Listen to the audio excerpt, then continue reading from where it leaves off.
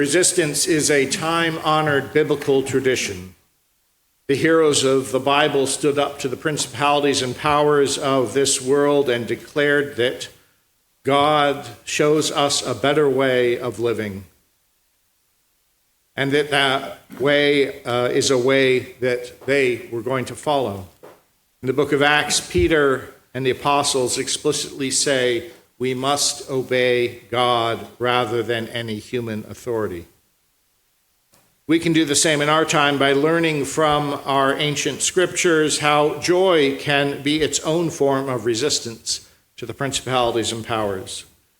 When the world wants us to weep, we remember how joy, even in difficult circumstances, can be a balm to the soul and a declaration that we cannot be ignored or erased. Let us practice love and resistance in this time of worship together. The first Bible reading this morning is from John 16:20-24. This passage focuses on the disciples' sorrow at the event of Jesus leaving them and ascending into heaven. Not anyone event. This isn't just one event. It's a continual process of growth and change aided by God's presence and guidance. The passage focuses on the disciples' sorrow, but it highlights the powerful transformation, not solely of the individual, but extending to societal change. In the individual community can work toward a more just and compassionate world. Very truly, I tell you, you will weep and mourn, but the world will rejoice. You will have pain, but your pain will be turned into joy. I love this one. When a woman is in labor, she has pain because her hour has come. But when her child is born, she no longer remembers this anguish because of having brought a new human being into the world. So you have pain now, but I will see you again, and your hearts will rejoice, and no one will take your joys from you. On that day you will ask nothing of me. Very truly, I tell you, if you ask anything of the Father in my name, he will give it to you. Until now, you have not asked for anything in my name. Ask and you shall receive, so that your joy may be complete. The second Bible reading this morning is from the Old Testament, Isaiah 35, 1-10. And it describes the restoration of the desert through God's transformative power, turning it into a beautiful and flourishing haven, as well as talks of healing the afflicted. It's a message of hope and inspiration and emphasizes God's justice and restoration. This is a gift from God, but it also creates encouragement to work for justice and healing in the present world. The wilderness and the dry land shall be glad. The desert shall rejoice and blossom like the crocus. It shall blossom abundantly. And rejoice with joy and shouting. The glory of Lebanon shall be given to it, the majesty of Carmel and Sharon. They shall see the glory of the Lord, the majesty of our God. Strengthen the weak hands and make firm the feeble knees. Say to those who are of fearful heart, be strong, do not fear. Here is your God. He will come with vengeance, with terrible recompense. He will come and save you. Then the eyes of the blind shall be opened, and the ears of the deaf shall be opened. The lame shall leap like deer, and the tongue of the speechless sing for joy. For waters shall break forth in the wilderness and streams in the desert. The burning sand shall become a pool, and the thirsty ground springs of water. The haunt of jackals shall become a swamp. The grass shall become reeds and rushes. A highway shall be there, and it shall be called the Holy Way. The unclean shall not travel on it, but it shall be for God's people. No traveler, not even fools, will go astray. No lion shall be there, but the redeemed shall be there. And the ransomed of the Lord shall return and come to Zion with singing. Everlasting joy will be upon their heads. They shall obtain joy and gladness, and sorrow and sighing shall flee away.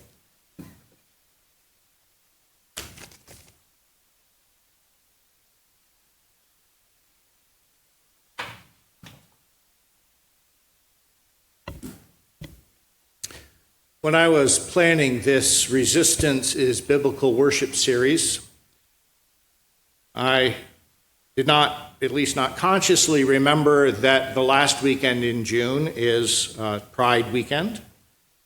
As I picked themes of resistance, as I picked the ways in which resisting the principalities and powers that we can learn about in our scriptures, I didn't think, at least not consciously, we should talk about how joy is resistance on Pride Sunday. I picked the four themes: truth-telling as resistance, rest as resistance, joy as resistance, art as resistance, and then thought that sequence works pretty well and started the series on the first Sunday after Pentecost. And so here we are 3 Sundays later. And it turns out that it's Pride Sunday. A little less than a week ago, I stumbled across the theme for this year's Pride celebration in San Francisco. Queer joy is resistance. How's that for timing? We had our Pride Fair in Fremont last weekend. My guess was that it was held on the 3rd weekend of June so as not to conflict with the bigger Granddaddy celebration in San Francisco. San Francisco celebrates on the last weekend of June for historical reasons that go beyond, well, we've always done it that way. June 28th was a Saturday yesterday. June 28th, 1969 was a Saturday. It was the last weekend of June. In the early hours of the morning, the New York City police carried out a raid on a small bar known as the Stonewall Inn, frequented by members of the LGBTQ community. The police quickly lost control of the situation when the patrons started fighting back, and the attracted crowd joined the fight. Tensions between the New York City police and gay residents of Greenwich Village erupted into more protests the next evening, and again several nights later. Within weeks, the village residents quickly organized into an activist group to concentrate efforts on establishing places for gay and lesbian people to be open about their sexual orientation without fear of being arrested. And the modern gay rights movement was born. 15 years later, I was a young adult living in Berkeley, attending graduate school, still in the process of coming out. I remember how liberating it felt to go across the bay into San Francisco and into the Castro district, to be part of the norm. it was the heterosexual couple walking hand in hand down the street in the Castro district in those days who were the oddballs. In 1969, when the police raided the Stonewall Inn, they weren't simply harassing gay men and drag queens who were the primary patrons at the bar. The police were attacking a sanctuary. They were attacking a place where these gay men and drag queens could embrace their joy simply by being who they were. Think about that for a moment. The joy that was being embraced and embodied by the 200 or so people at the Stonewall Inn that night, off the streets behind the doors of the bar, was so threatening to the so-called moral order of society that the enforcement squad of the principalities and powers had to step in. Their joy was resistance.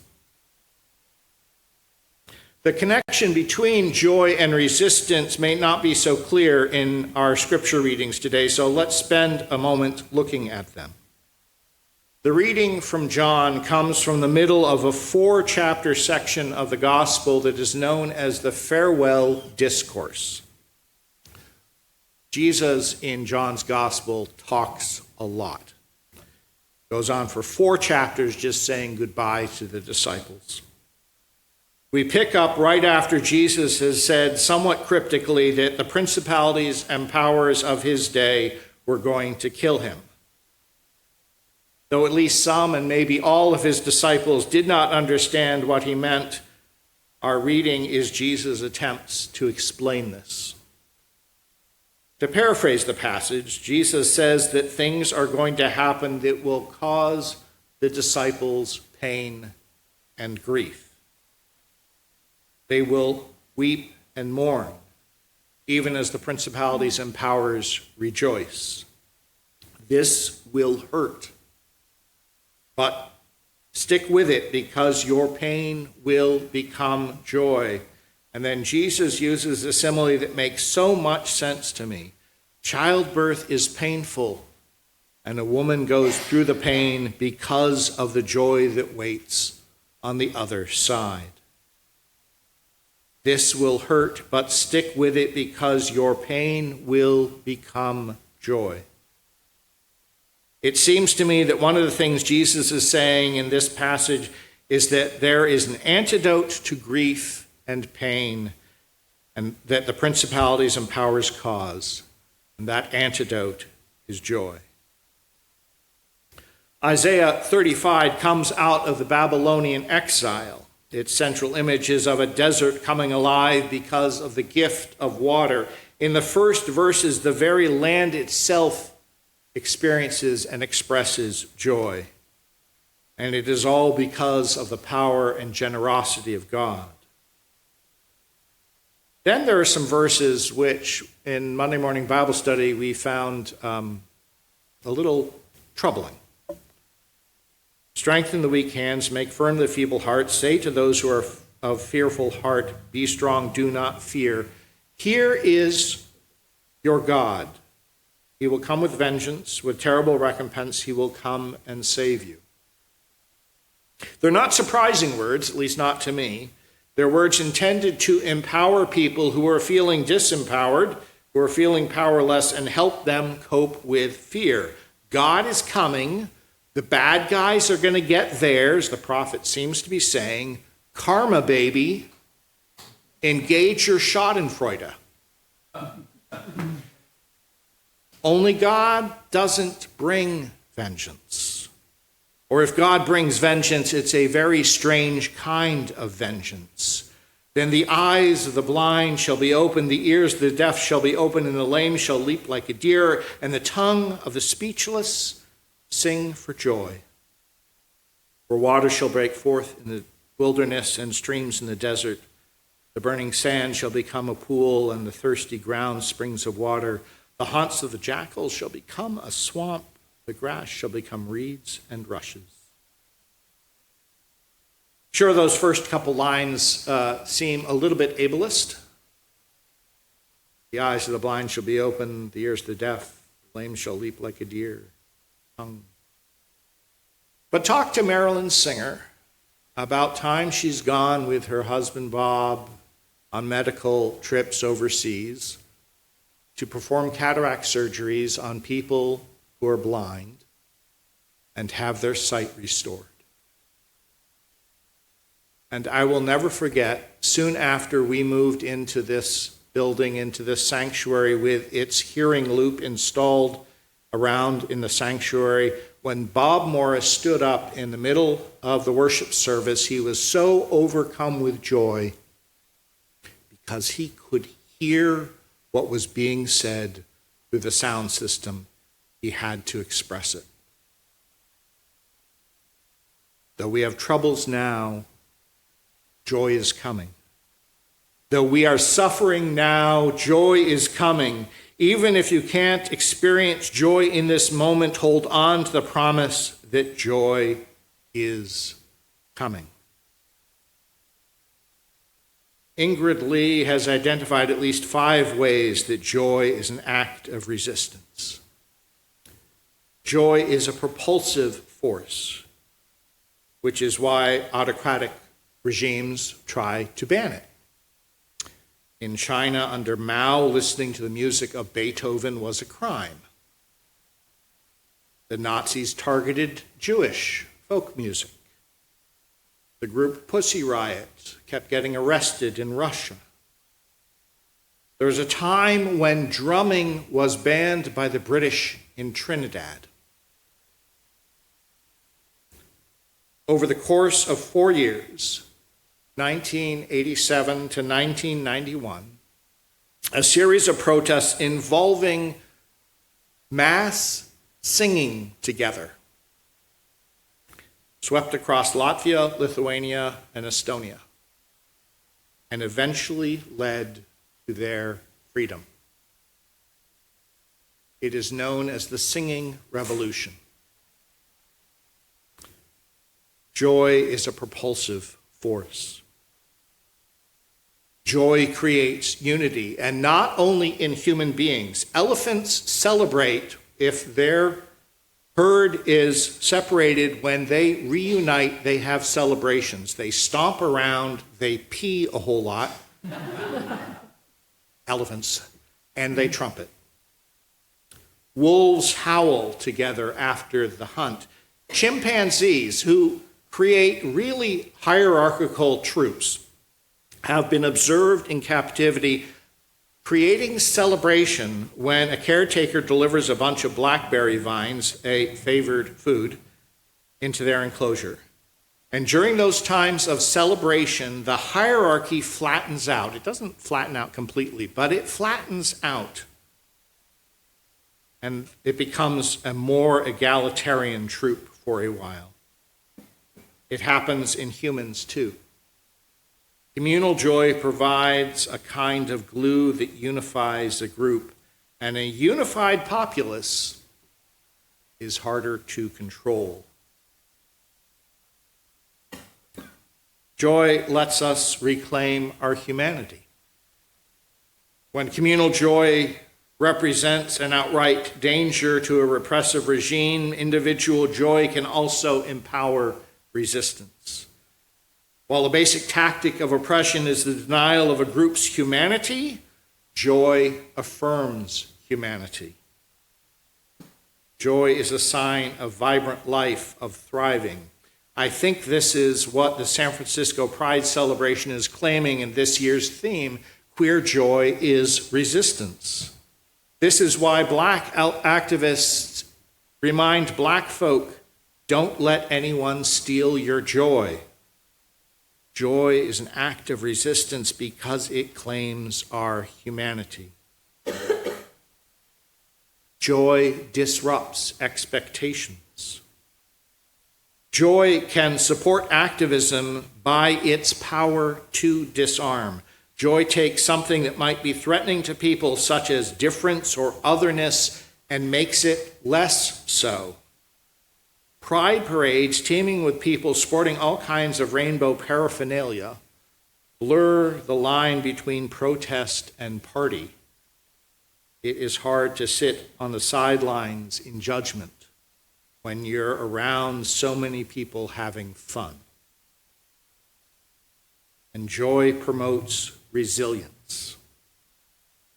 One of the challenges of activism is that the fights are typically long and progress is typically slow, and the effort required is seldom acknowledged.